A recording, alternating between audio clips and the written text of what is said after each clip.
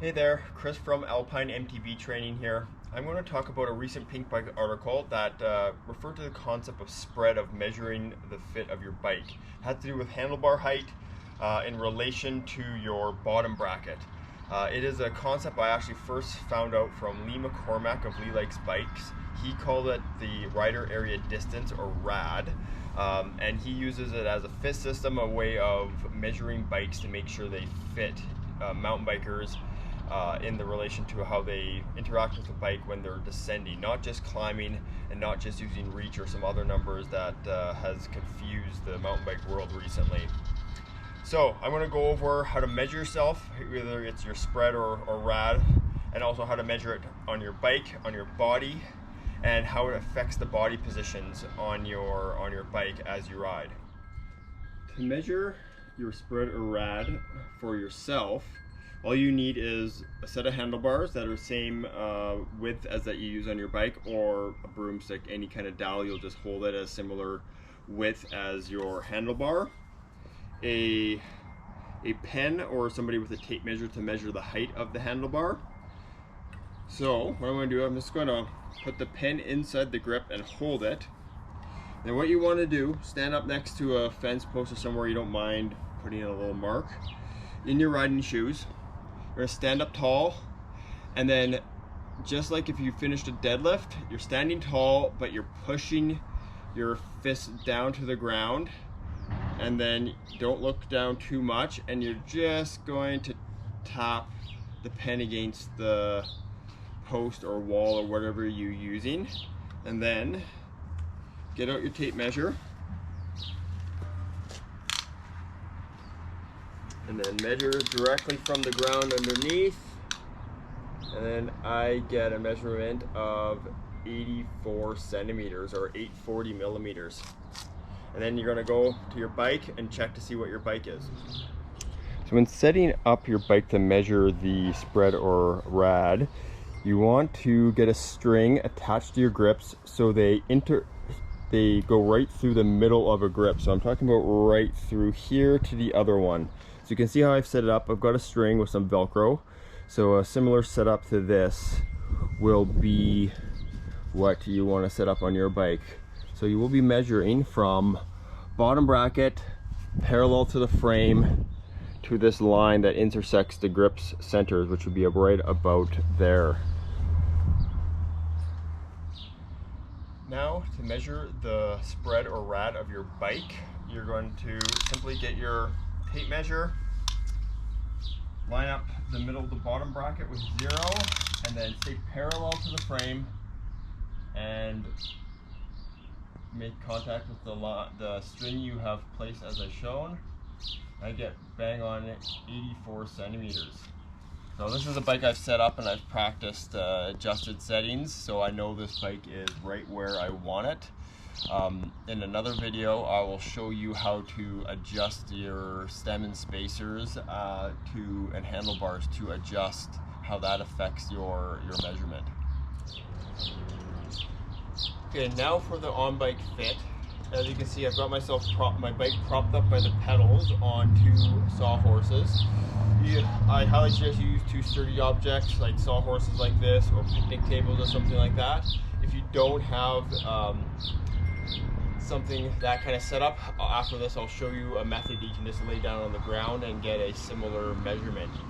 So basically, as this measurement, if you got your measurement correct, you're going to be able to just grab your handlebars and stand up straight and have light tension in your hands, and I'll be able to pull my shoulders back and down and feel a little bit of tension in my hands, and this is going to give me this is the neutral position for spread or RAD. As I measured, my bike lines up with my own personal measurement. This, in theory, is where you can see this concept. This is going to give me the most range of motion if I ever do need to boost a jump and pull the handlebars to my hips. As also when you are descending, or actually when you're climbing, if you ever need to get up a ledge, if you need to pull on the bars, it's going to give you, as I said, most range of motion, most strength, because it's in a neutral position where you don't have any restriction. Because if your bike is long, it's going to, your elbows are going to bend, and you're going to have to shrug your shoulders, so you will not be quite as strong. And if it's short, you're not be able to get the bars to your hips because your hands are going to run out of range of motion before that happens. And where you're most likely going to see is when you're descending. So you're in your low hinge, your attack position, ready position, and you are descending, and for you to push and pull on the bike to make the bike like gain speed pumping or go down steep sections, you're going to be in the best position here. So if you need to make your bike go down a steep, this is going to give you the most range of motion, versus if your measurement and your bike is short or long for you, it's going to bring the handlebars a little bit closer and the front wheel a little bit closer to you. So that's the on bike. Next, I'll show you the laying down measurement. If you don't have sawhorses or 2 picnic tables available, you can test your on bike measurement laying down. Just a word of warning, it looks a little bit weird, so if you do this in public, expect some weird looks or anything. I'm doing this in the privacy of my backyard, so no onlookers will wonder what is going on. So basically, what you do is get your bike up on end, lay down, and then get your feet on the pedals.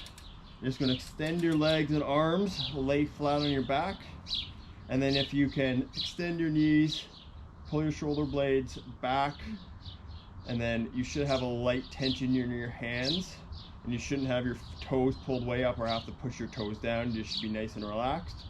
If you're in this position, it means you're in your neutral spread or RAD. I hope those demonstrations and explanations helped you understand what the concept of spread or RAD is. One thing to think about, I know I switch back and forth between neutral or ideal. Ultimately, I think neutral is a better position because there are times you want to have a longer than neutral spread or a shorter than. In cases of, say, dirt jumping or a cross-country bike, you might want slightly lower, anywhere from 5 millimeters to a centimeter shorter. This will give you a stronger initial pull. It'll be a slightly smaller, shorter bike. You will have more agility with it, which are things you may want on bikes like that. If you want to go larger, it might be in cases like downhill enduro racing, where a longer, bigger bike actually is more stable on rough sections and technical sections. So if you go, again, slightly over, whether you go a centimeter, 2 centimeters, you can gain that advantage of a bigger bike in that situation, and you may not really need the agility that a neutral measurement will give you. And you might not ever, in those disciplines, really truly ever pull the bars to your hips. So like in dirt jumping or in cross country, if you're trying to climb a technical section. So part of it is know what your measurement is, know what your bike is, so you can make informed decisions on how you adjust your bike, and also know you're buying a frame that's in the ballpark. Because right now, bike companies, their measuring is all over the place, from company to company, different heights, different sizes. One company's medium is a completely different size from another company's medium. It really makes it confusing. What I've really liked about using this concept in the last few years is I know what I'm getting for a bike. I know what I need to do to make it fit, and where we'll fall basically within the spectrum of that measurement. So I'm not worried about getting a too small bike or a too big bike. I know even if I'm in between sizes, which at 5'11", I am frequently between a medium and large. When I choose a bike, if I know what I'm getting, if I size down or I size up, and I know I can make it work depending on what my intended purpose of that bike. So I hope you enjoyed all this explanations. I'll post the Pink Bike article in the description, and even a link to Lee's website, so you can check out his extremely detailed explanation of the whole system. Anyways, thanks for watching.